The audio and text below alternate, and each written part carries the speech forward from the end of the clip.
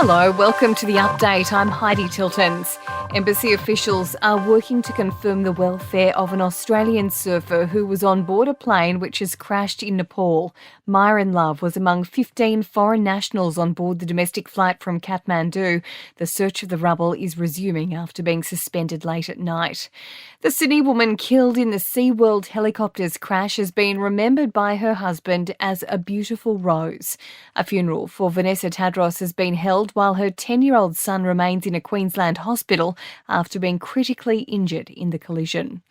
The Treasurer is optimistic about Australia's economy despite forecasts of a global slowdown. New data shows a major increase in employment, with the number of people in the workplace jumping by 1.7% between May and November. Jim Chalmers says the strong growth sets us up well for the coming months. We start 2023 with the right mix of optimism about our economy and the future, but realism about the global economic conditions that we will confront throughout the course of the year. There have been thousands of cases of injury and abuse in disability care. An official report shows more than 7,000 serious incidents in group homes over the last 4 years.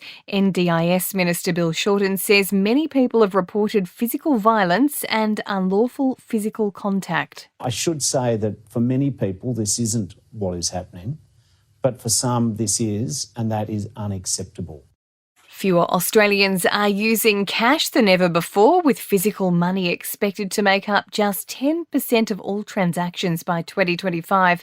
And new research into long COVID suggests women aged between 30 to 55 are most at risk of developing it. A new report's also found more than 10% of those who catch COVID will experience chronic issues.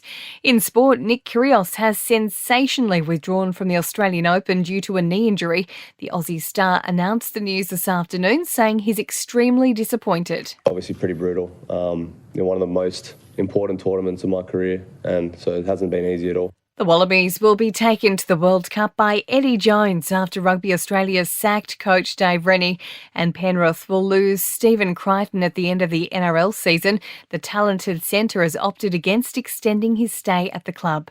In entertainment news, Cate Blanchett has been handed another acting award as the race to the Oscars heats up, the Aussie taking the Best Actress gong at the Critics' Choice Awards for her role in Tar, while Jennifer Coolidge did not disappoint after winning the Best Supporting Actress honours for her role in White Lotus. I just want to say to all the people out there, it's for anyone who's sort of given up hope, I hope this gives you inspiration. It's not over till it's over. It's not over till you're dead.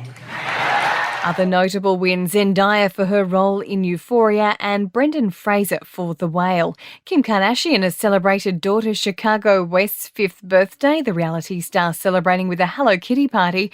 And Kendall Jenner has poked fun at her bizarre cucumber cutting technique in a new Uber Eats ad. The 27-year-old model starring alongside her mummager Chris in the funny commercial as she struggles to cut the cucumber with her hands crossed over one another. And that's the latest from the Nova Podcast News team, but we'll see you tomorrow morning for another episode of The Update.